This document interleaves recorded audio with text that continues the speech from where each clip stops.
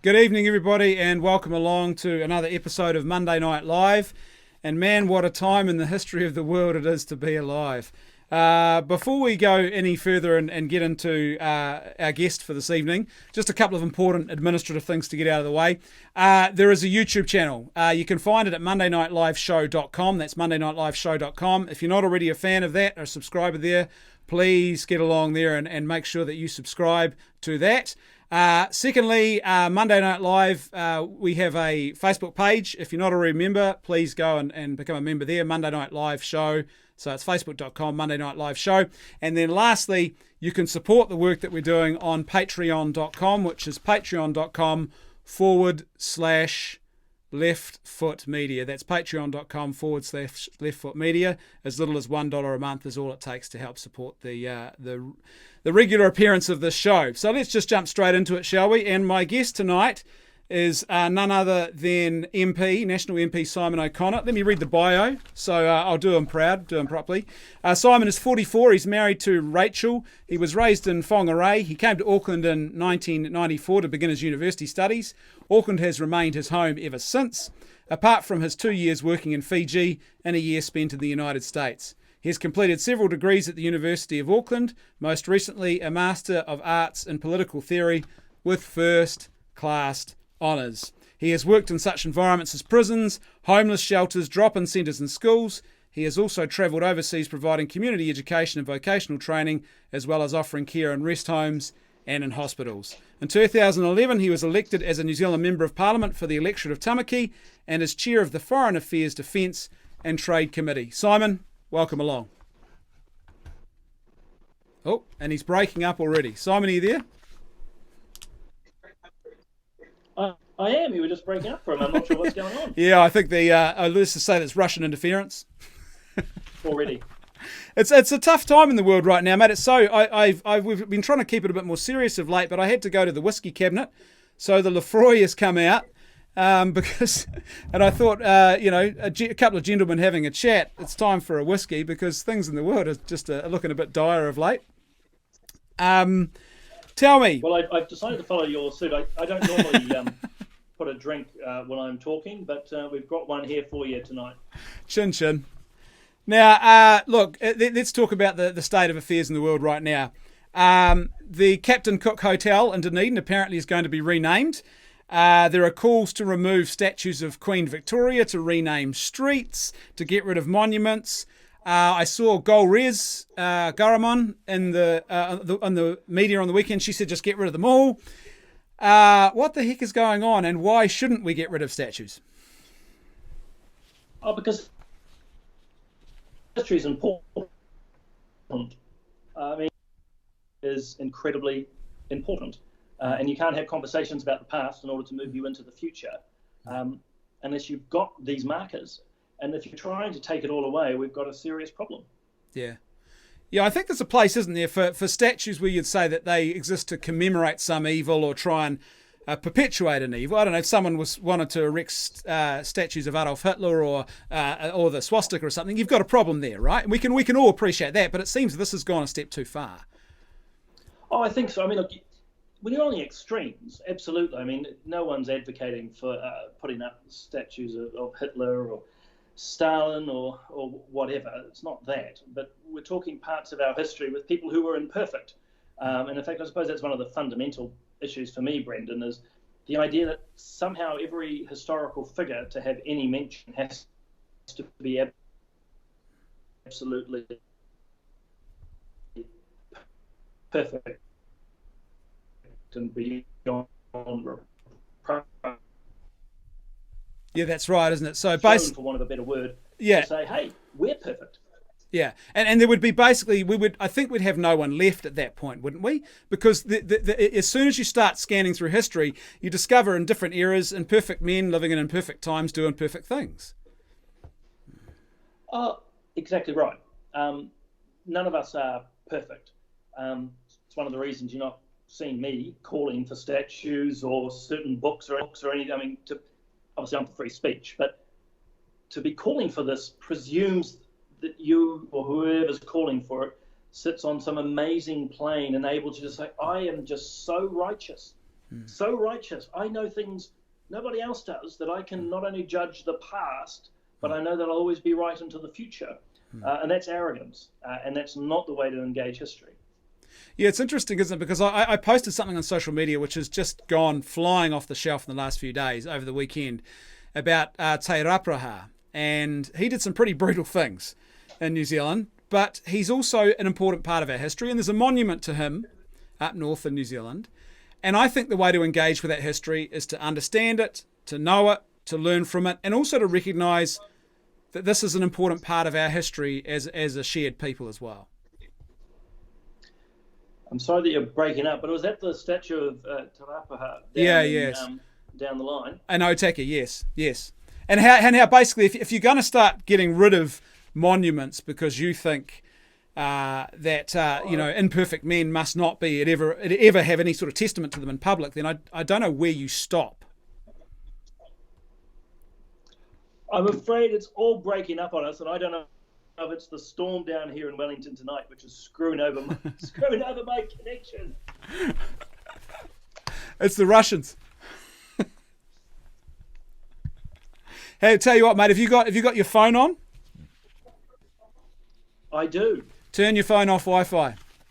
Tip for young players. That's off the white. That's off. Oh, there you go. Let's try screwing everything up for you. Is that any better? That might be better, yeah. Look at this. This is live TV. The joys of live TV. Well, this shows. Look, there's an analogy for you of history. It's imperfection. Yeah. Nothing goes exactly as people expect, and that's very human. And the movement we're seeing at the moment that wants to rid us of statues and certain books is not actually properly human. It's not recognising us for all our faults. That's right. Yeah, because I was going to say, if you think about the memorial to Te Rapraha and Otaki, where do you stop? If we're just going to say that the imperfection, that's it. You've got any imperfection, you're cut off from having a testament to you in public. I can't see where you'd stop that. Well, you don't. That's the problem. I mean, I'm a great fan as a student of philosophy of looking at arguments. It's what they call argument ad absurdum. Take it to its sort of logical conclusion. Where do you stop? I mean, people have been pointing out, I don't know if it's true or not, but there was potential racist overtones at Michael Joseph Savage. So we're going to bowl his memorial down. Gandhi, amazing man.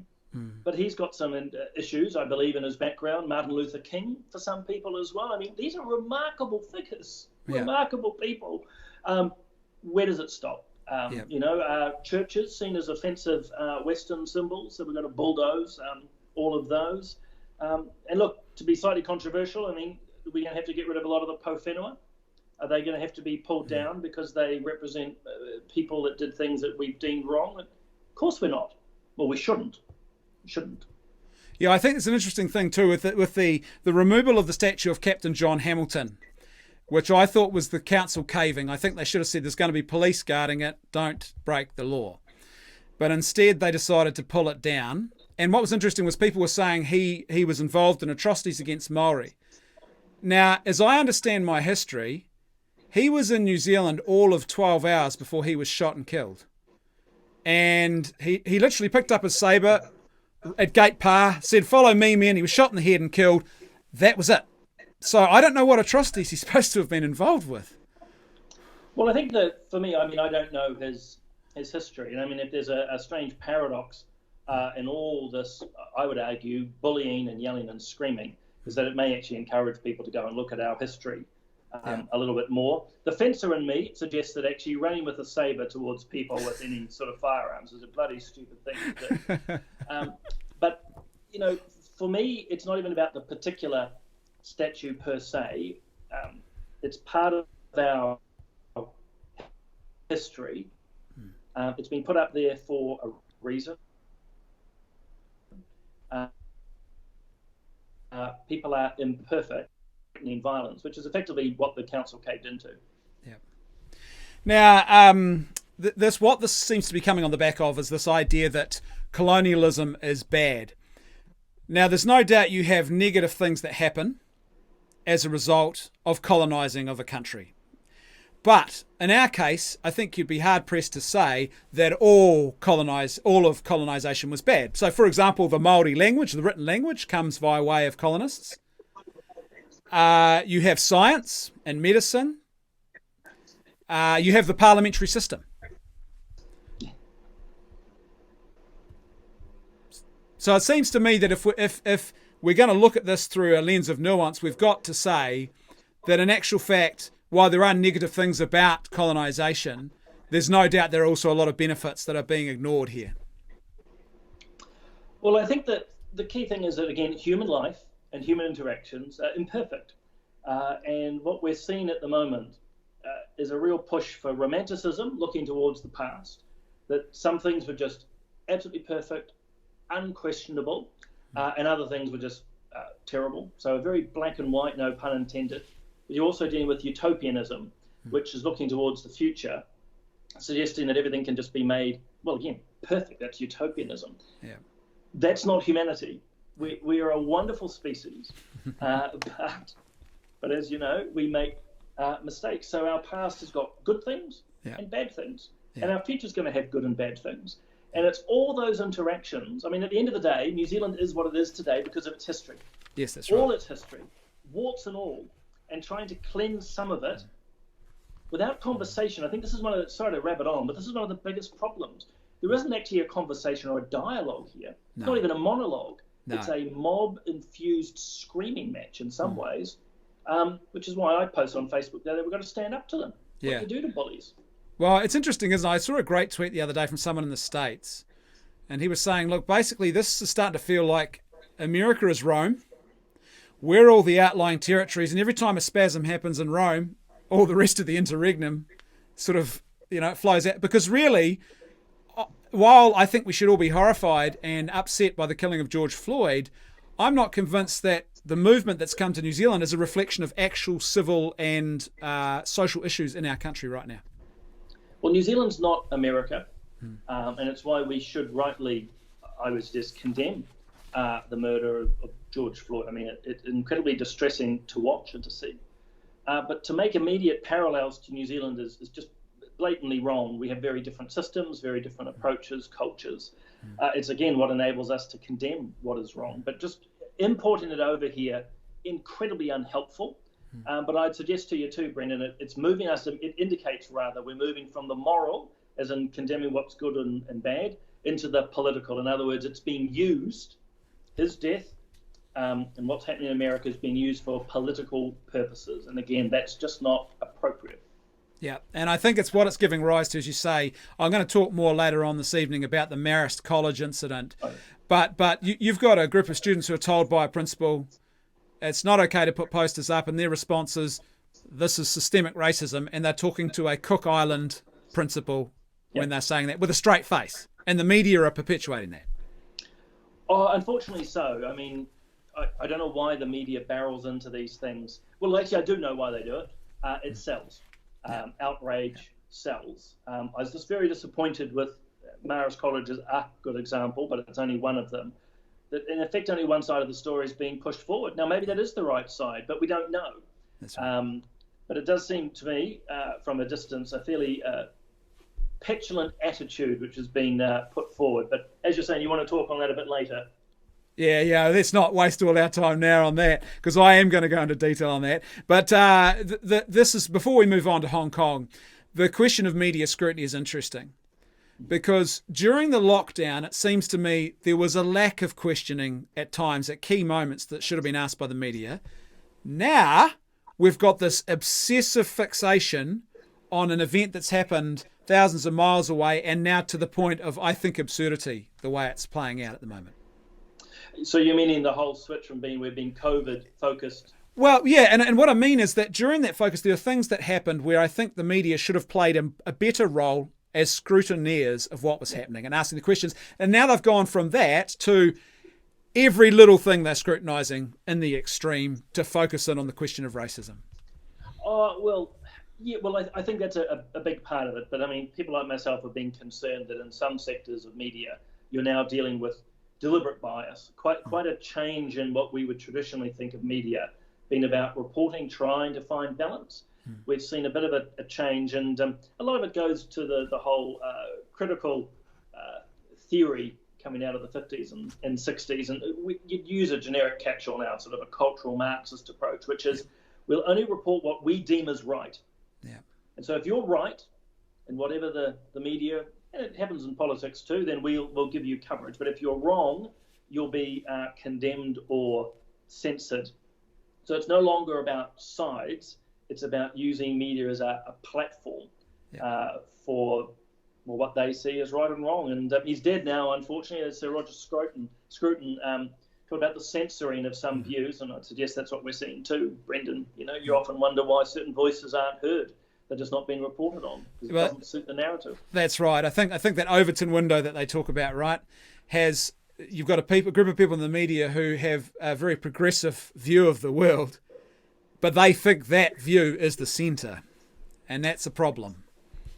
Yeah, and unfortunately, and it goes through generations, but for some of the younger generation, they're not seeing there are different viewpoints. I mean, I happily and proudly sit on the conservative side of thinking. That has a huge tradition, by the way. This is not consigned to one or two moral issues. I mean, it's a huge package of human thought, but it's just tossed out the window, and a lot of people wouldn't even realise it exists. And you go, "Oh my God, this is crazy." Yeah, it's honestly, and a lot of people don't realise that you don't have to own a banjo and have a whole lot of teeth missing to be a conservative, it seems, nowadays. I better not comment on that. I'll have a look around for my banjo. Let's talk about that. In the conservative tradition, you've written and spoken a bit lately about Hong Kong. Yeah. Now, this is important. Give us the basic overview of why should we be more concerned about this? Well, long and the short, the Chinese Communist Party is trying to, in effect, impose a new law that has multiple impacts on Hong Kong. And why we should be concerned about it is because myself and others see it as undermining key elements of Hong Kong's democracy. So, as you probably know, as well, most of your listeners will know, Hong Kong is now of China. Yeah, that's without question. But part of the conditions, if you will, of handing it over in 1997, I think. 97. I was in high school. No, I was out of high school. We were talking about it in high school before I left, or got asked to leave. I remember as a young boy. I'll stick to the word young. Wasn't quite that young, but anyway, staying up all night and watching the handover ceremony, knowing it was a remarkable piece of history, and I remember it well. But the whole element was it's of China, but it's two systems. In other words, some of the fundamental elements of democracy that you and I and your listeners would understand, freedom of speech, association, would remain. And I and a number of others have real concerns that they're being, undermined and removed by this proposed law.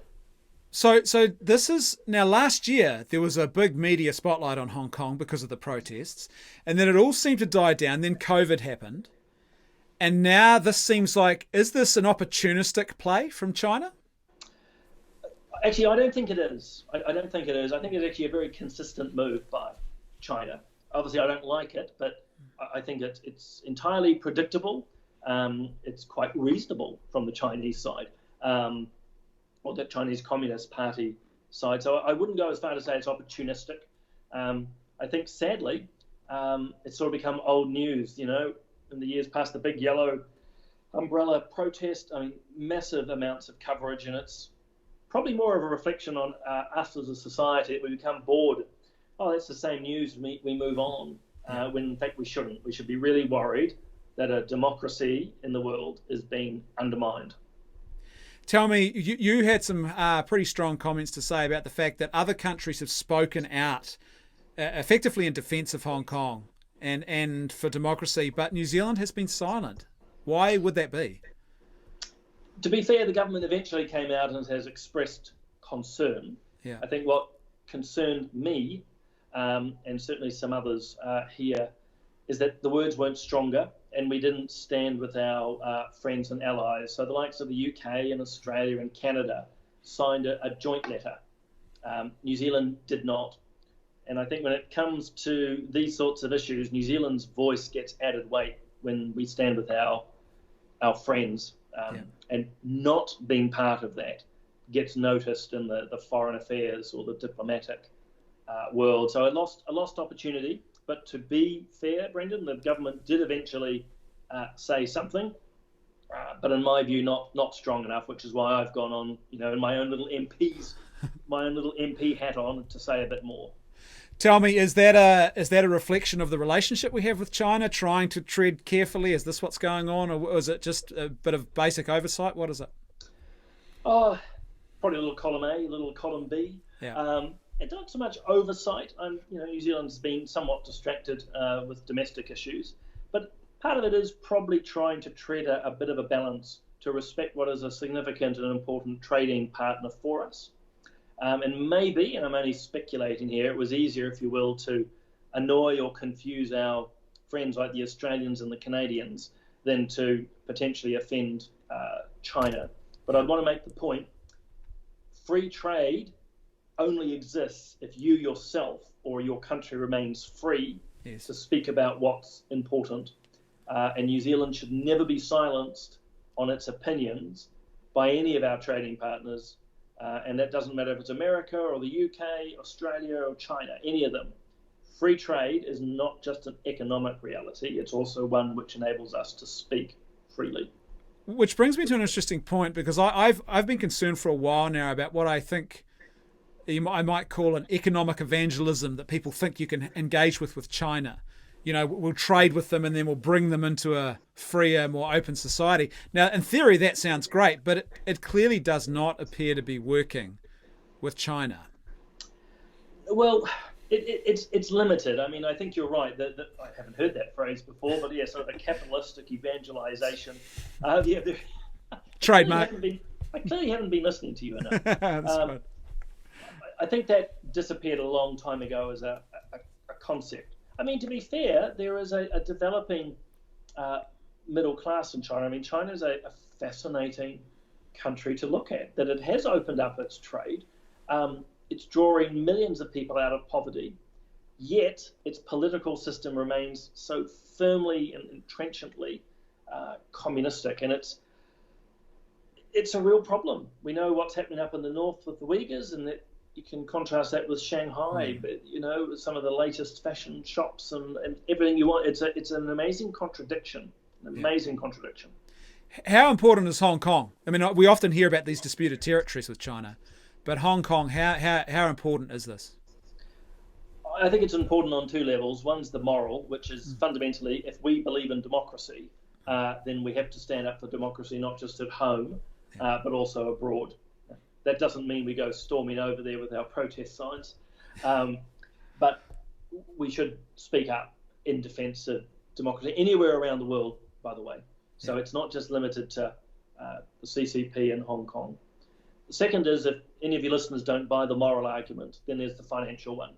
Hong Kong is the fourth, I think, most significant, or sorry, not fourth, it's one of the four most significant financial trading hubs.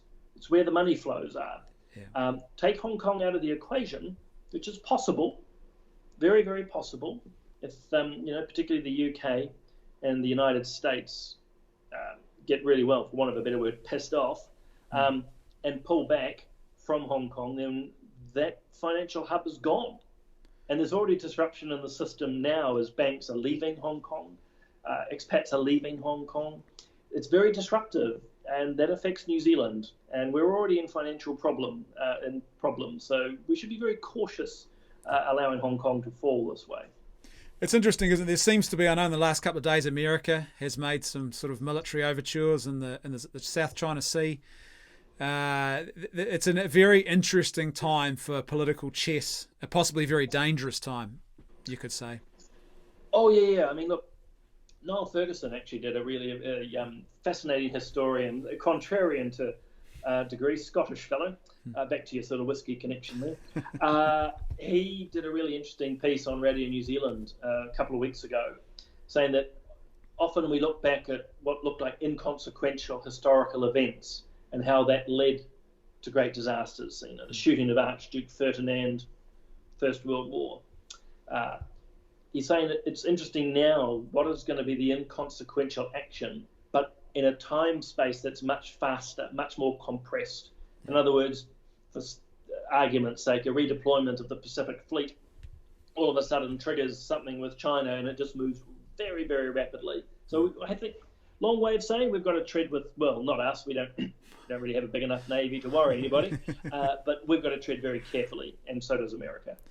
One of your associates, Chris Penk, attracted a bit of media heat, shall we say, over the weekend. During lockdown, he started writing, and it looks like he didn't stop. 30,000 words. He's released a book. What are your thoughts on all of this post-COVID, post-lockdown? Oh God! Well, I did I think a 7-page piece during COVID, and I've got blamed for that being long. And then he comes and takes glory for doing this. By the way, I just thought it was great. I think actually New Zealand's better served by more opinions, not fewer. I've got great respect for Chris and his thoughts. I've read what he's written, and by and large agree. And I think, we've got to learn from what happened with the management of COVID. So you've got to make the distinction, or I certainly would. We're not here to, I can't speak for Chris, by the way, but as an opposition MP, and just actually a member of the New Zealand public, we're not here to throw bricks at the government, but we need to learn what is it that we could do better, because it's quite possible we'll have we didn't really even have a first outbreak in a way, but in the grand scheme of things, but if there's a resurgence, if we end up with more cases, well, how do we do it better? And I suppose if there's a bit of a theme in what I'm talking to you tonight, is we need more dialogue. Yeah. So Chris's book plays an important part. Yeah. Because who else is asking the questions? Well, and it's long form too, in an age where everything's about little PR sound bites, and we went hard, we went early, but I think there's definitely the temptation now in an election cycle there'll be a lot more spinning of what actually did and did not happen, and that's kind of important because COVID is still in front of us and behind us in a sense. Oh, look, absolutely. I mean, look, you're right. We live in slogans. I'm hopeless at it, which it's probably all my training in the background is more the long form. I don't do short sound bites, but that's what we're driven by. And again, I think we need more long form, more consideration. Things like COVID are complex. Government responses are complex. Yeah. So you use, what is it? Go early, go hard. Well, we didn't go early. Then we did go hard. Yeah. I mean, if you were a business owner like my restaurateurs that had less than 24 hours notice effectively to shut down, had to toss out thousands, tens of thousands of dollars of food. So we definitely went hard, but we didn't go early. Yeah. Yeah, it's interesting, isn't it? That's definitely, I can already see the retelling of history that's going on here a little bit, which is understandable. I think, too, there's a danger in the sense that we all look around and we go, well, we're COVID free. This is great. And you tend to you don't want to go back and revisit it. Oh, no. But that's the important thing about history, too. You are always going back in order to understand where you are now and to progress more confidently to the future. And as I say, there's many good things we can learn from what government did and the health officials, many good things. Kudos to them. Yeah. But there's things too, like Chris is challenging, that need to be challenged. Otherwise, those falsities will just be replayed. It's absolutely essential to do it. Yeah. Jesse has asked a question. He says, Brendan, just to bring it back home, what's the viewpoint of Simon on the protesters in Hong Kong, and no pushback from the Prime Minister and no comment from the PM? Oh, look, I'd prefer to see that she does make some comment. I'd like to see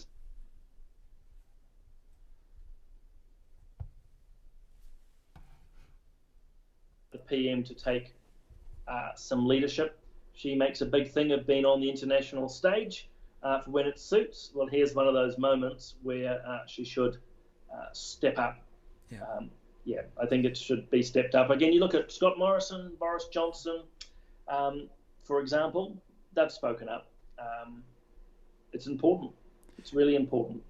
To me, it doesn't seem like a much of a risk either to say, hey, democracy, Yeah, well, look, there's always risks in political life of choosing to speak up. And again, it's one of our big trading partners. When I spoke up 2 weeks ago, along with my other MPs from other countries who happen to also chair committees of foreign affairs and defence, we had pushback. phone calls were made and messages given, which is, again, entirely appropriate. Why? Because it gave me and them another chance to say exactly what we thought.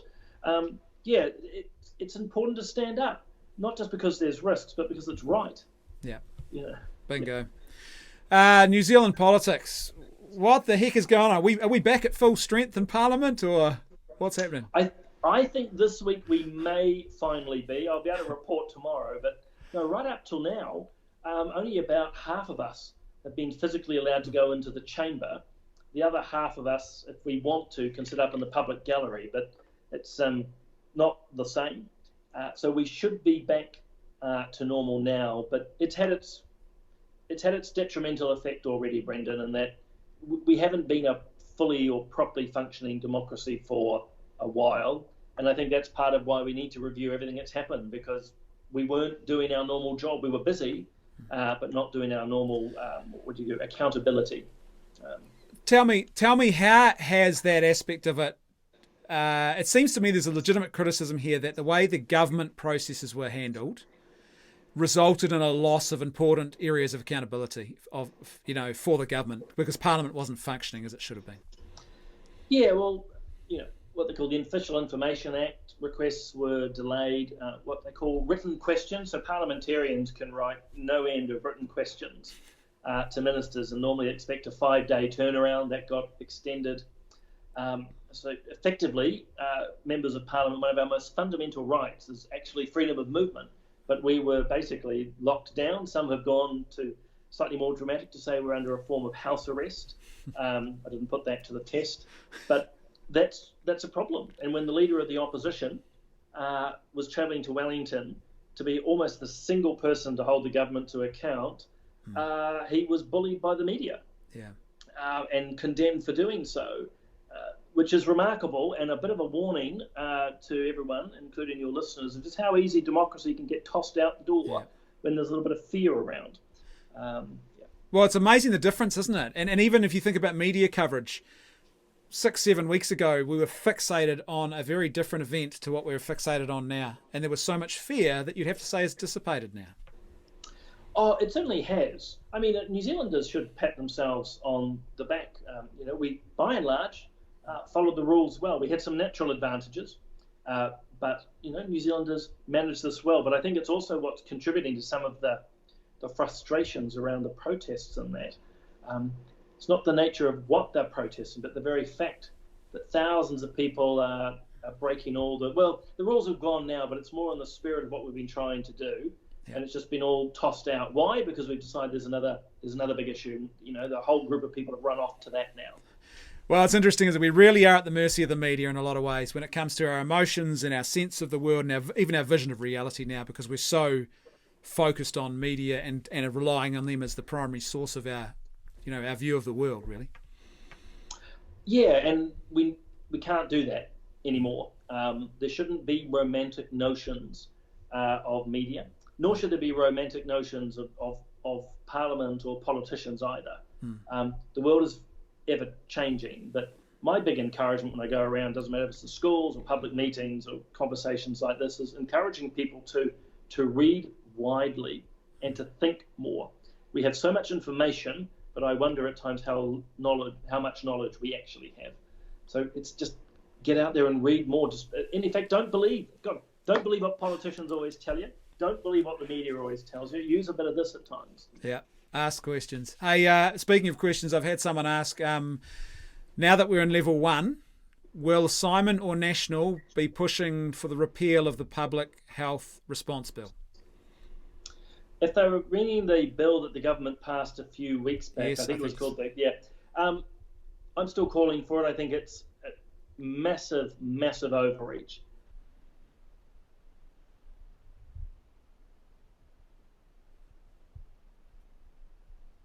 Was to manage any future outbreaks. But it's very anti-democratic by the very fact that it puts so much enormous power into the hands of one person. Yep.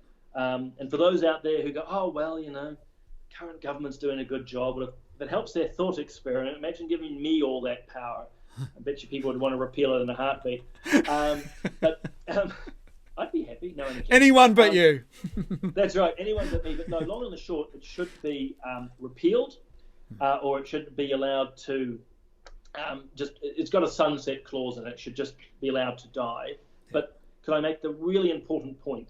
We do need to learn from what happened and to have up-to-date legislation in place. But it doesn't need to go against our most fundamental democratic principles.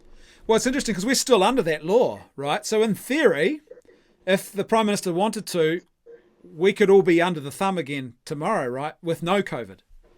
Oh, absolutely. I mean, it's enormous legal powers given to one political person. As you know, in my various videos and contributions to the House, it's not personal. It's not about who it is, but in a democracy, you don't give someone that level of power, particularly a politician. We try to mitigate, if you will, or mediate our power through ministries, officials who make decisions, who send them up to ministers, who then accountable to the Parliament. Yeah. That's just effectively all gone out the window, potentially. But I really want to stress that shouldn't take us down great conspiratorial lines of, a massive overthrow next week. But all of this just adds into an undermining, slowly or maybe not so slow, of just good democracy. Yeah. And I would argue, God, I talk too much, so I'm sorry, Brendan, but I'd argue moments of crisis is when we need to go back to our principles and back to democracy, more of it, not less. There was an interesting thing that happened today, actually. I see one of the chief advisors during this pandemic has now been named very high on the Labour Party list. And I have to say, I did a little bit of a double take when I saw that, because I thought, to me, and I'm not saying there's anything nefarious in that, but it was straight away, I thought, well, the scientific advisorial role should be separate to the political one, it seems to me. Yeah, I mean, I don't know much of these people. I've seen some of the headlines today. I think it's worth some questions. I think that's just what proper media should do, and I'd expect it to be done of my side as well if the same were true. The second point, though, is science is political. There's a debate I've had with some friends during the lockdown. Oh, well, government was just doing what their advisors told them. And you go, well, which advisors did they choose to listen to? Which parts of the information did they choose to use? It's naive, for want of a better word, to think that somehow the scientific information or those giving it were just always right. Yeah. There's always politics involved. And certainly when it's any government, again, stress that any government is going to make its decisions along with political considerations. Tell me, is this the weirdest election ever?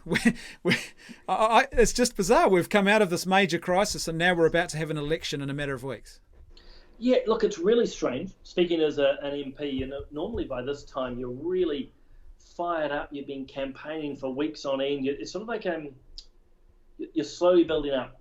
You start your campaign teams, what I certainly do, before Christmas, believe it or not, last year. Early on, you're holding campaign events. You're looking forward to regional conferences and other events, and they're all sort of just propelling you forward. Well, here we are, less than 100 days now? Yeah. And we're only just, to me, it feels like starting. I mean, I've been out door knocking and leafleting and stuff, but the full-on campaign is like, weird, really weird. Maybe that's a small mercy for all the other New Zealanders, though.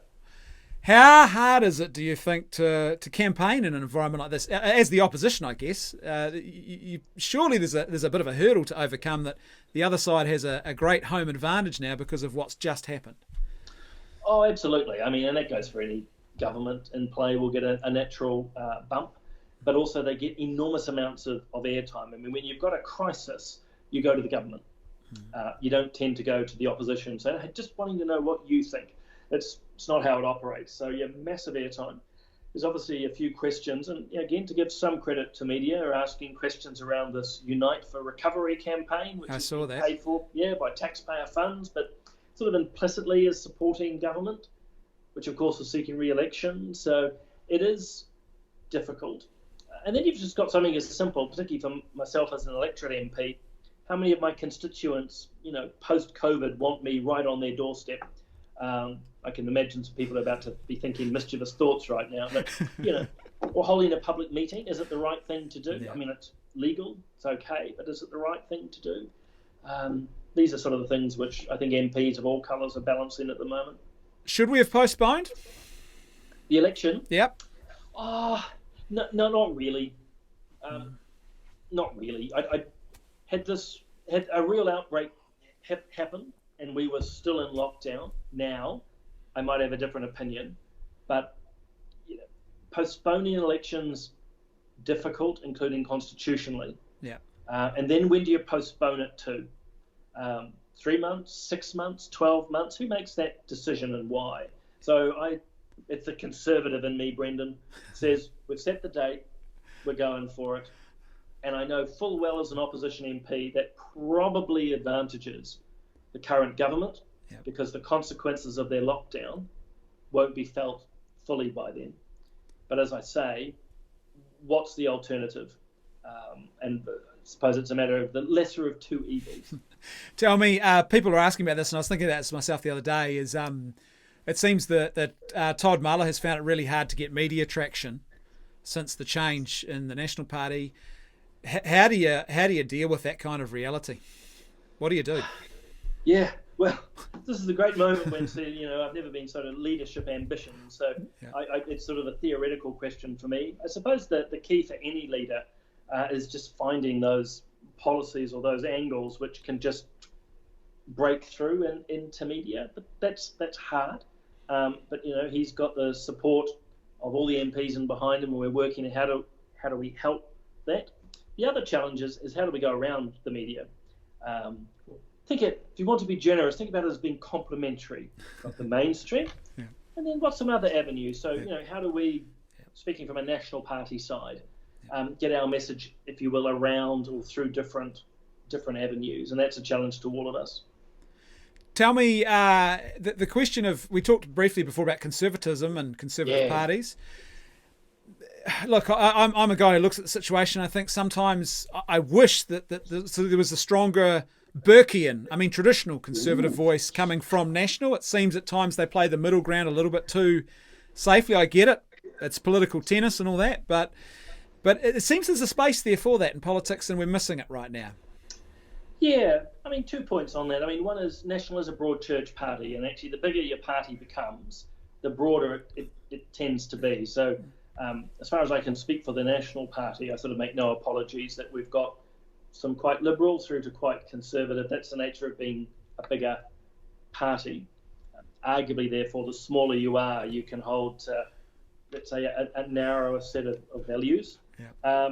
But look, I think there is a space in the New Zealand political spectrum for, if you will, a particular conservative leaning party or parties. The key question becomes, I suppose I'm slightly biased on this because I'm happily in National, but it's the difference. Do you just support a party on one or two issues, or do you try to support those who hold similar values within a wider party structure? Seeing you've mentioned Burke, I'm going to quote Voltaire at you. He talks about the perfect is the enemy of the good. Yeah. In other words, if all we're trying to find in political parties or media, God, even when you're looking to decorate your house, if you're looking for perfection, you'll miss the good. Yeah. So there's me declaring to you, I am definitely not perfect, but I'd like to think of myself as good. Well, that was spoken like a true politician. So there you go. well played. It's funny. It's funny how your allegiances shift to I remember as a young lad, I grew up in a welfare class home. I voted Labour, and then he's falling off his chair there. And then I shifted, and then I've shifted all over the place. I even voted for Winston Peters at one point. Brendan. Oh. So it's a funny thing, and I think there's something in that though here's the concern I have. It seems right now there is a trend around the world towards populism, and it's in our country too, that we are looking for this perfect sort of almost deity-like politician to lead us as our Prime Minister, and that's troubling, I think. Yeah, well, look, first and foremost, moving your vote around over time is fine. I think actually it's a sign of a healthy mind. I'm not here just trying to flatter you.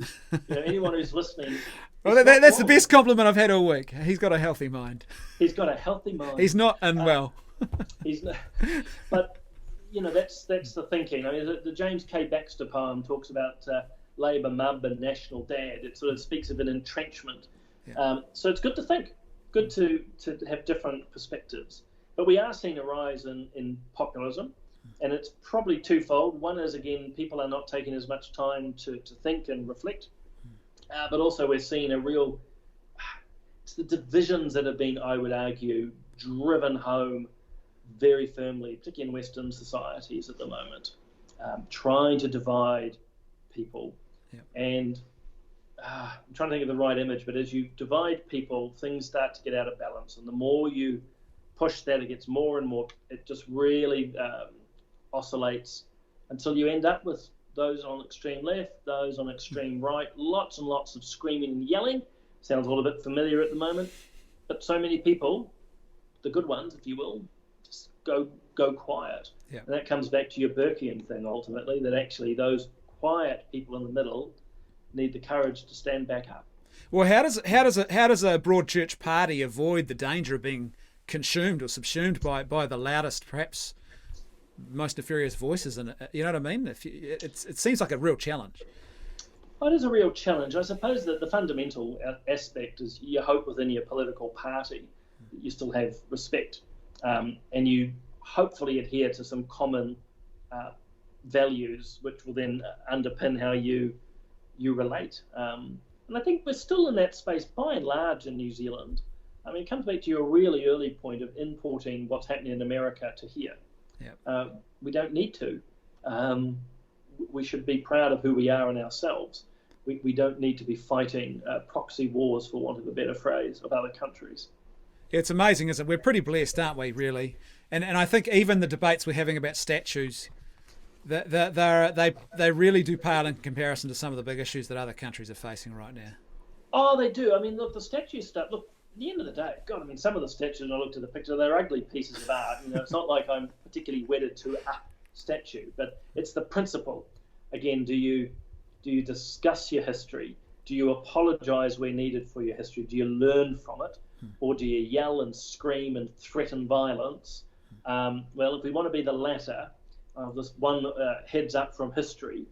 Mob rule never ends well, including for those who were the initial mob members, because they tend to get wiped out in the second revolution. Yep. But anyway, that might be getting a little bit too historical. No, that's good. That's the French Revolution. I was going to say, there's always a first and a second wave. You don't want to be on the second wave. Tell me, Andrew's asked, do you think that polarisation in modern discourse is caused at least in part by the artificiality of online interactions? Yeah, I think so. I think so.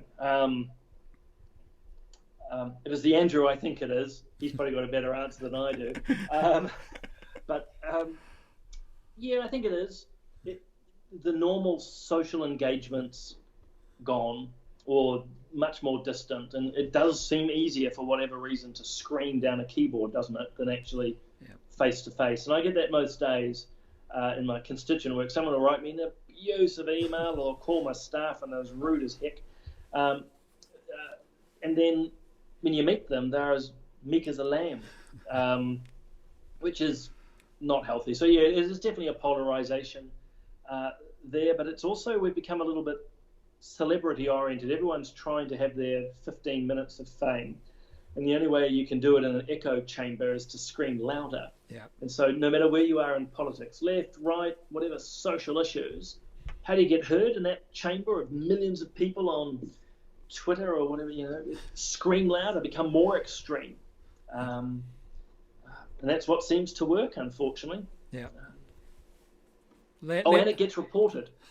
Here's one of my I'm sorry to do this, but one of my pet peeves. No, do go on. Tell us. Yeah, he says live on Facebook. But That's right. Pet peeves is random people's Twitter views becoming part of an article in a paper. Yeah. Who the hell cares? Okay. Yeah. I barely care what I think. I don't know why, Jenny from wherever's view on. So why? Other than just, again, stirring up that polarization.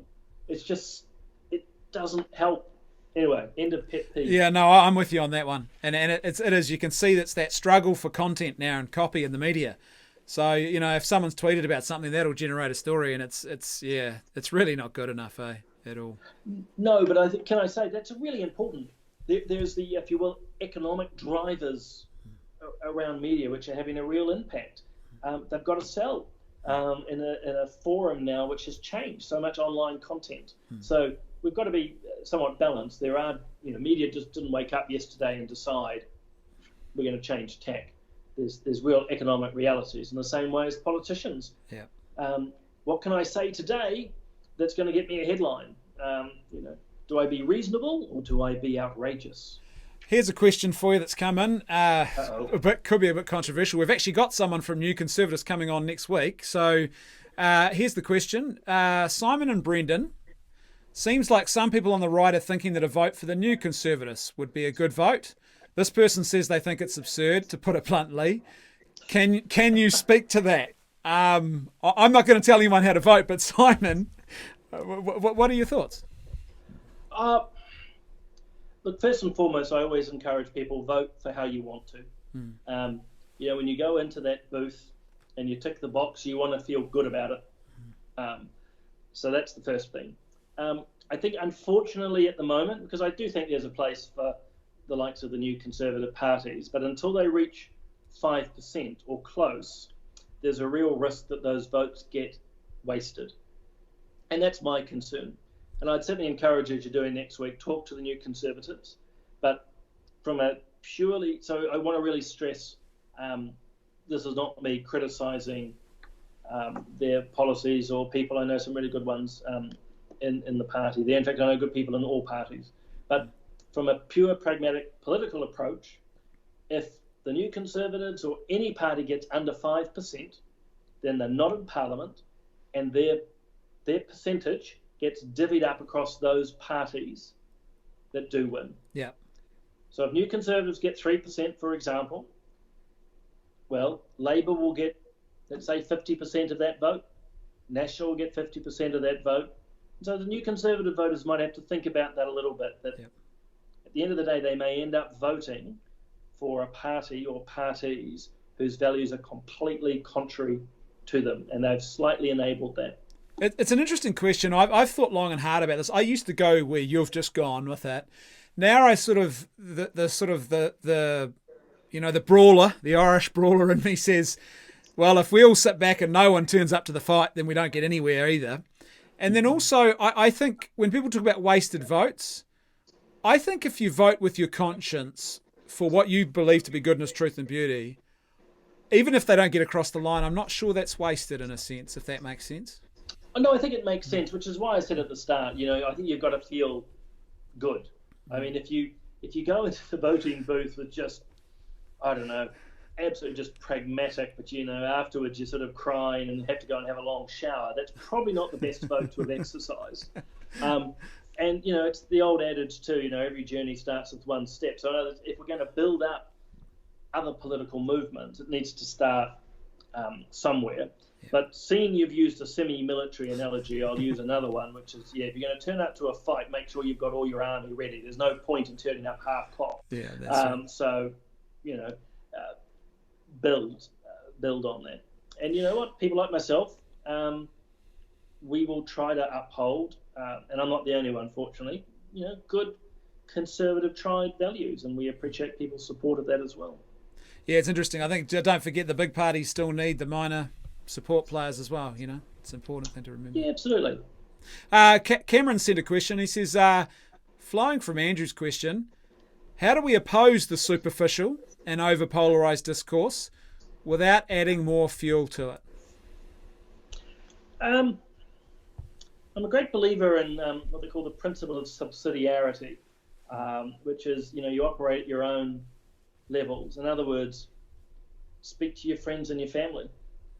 I'm not trying to be flippant, Cam, on that, but speak with your friends and family. Have a dinner party or go out for a beer or whatever one does, or the running group, I don't know, but have those conversations. I think too many people on social media in particular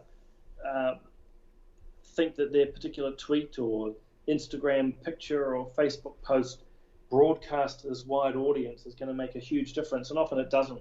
what does make a difference is those little interactions day by day. Yeah. Yeah, I agree. I was out the other night with a group of friends of mine, and it's funny, during the day I'd been so angsty about a particular, I guess, the state of affairs in the world. We got out together, did some normal blokey things that you do with blokes, and it just all of a sudden you realised, there is more. Ask you, what you define all of that now and again. Yeah, that's true, mate. But yeah, there's more. The authentic community. I think it is, and again, it's just keeping it small. There's nothing wrong with that. Keep it small. I mean, it's not to say you don't speak out more widely if you get the opportunity, but how many of us have actually sat down with mates or family members and talked about things which are important, or if certainly in my family, if someone raises an issue we're quite a political family, but if someone raises an issue, we sit and debate and discuss it, and we all learn. And we should never undervalue that, because the opposite is true. A lot of these movements at the moment are a whole lot of people running around avoiding their own issues, their own relationships, and trying to moralize to the world and show how wonderful they are. Yeah, well, it's easier to do that than to change the world, isn't it? I think you change the world by living an authentic, self-giving love in your family, and your friendships, and your workplaces, and your community, and that's a lot harder to do. It is. But as I say, when you do that well, then maybe you'll find yourself in another position. Maybe you will end up broadcasting, Brendan, in politics, leading your school board. If you're getting yourself together, that may lead you into new opportunities where you get to speak to more people or get a further platform. And at the end of the day, if what you're saying is good, it'll attract people, and it builds from there. Well, there you go. Simon, thank you so much for being with us. It was a great conversation, and I think we're definitely going to have you back. I'll fix the internet problems here in Wellington next time. I blame the government myself. Russian interference. So, Simon, thank you so much for being with us. It was a great discussion. Hopefully our viewers have got a lot out of it. I know I enjoyed it. And as Philippa has just said, Brendan and Simon, you changed the world by keeping your bedroom tidy, to quote Jordan Peterson. Oh, yeah. I've got his book in my office, actually, The New Respect for Lobsters. And on that happy note, Simon, thanks so much for being with us, mate. It was great to have you here. See ya. When we wake, hear the birds and see the sun. Side by side, our fears are done. Oh, the good times just begun.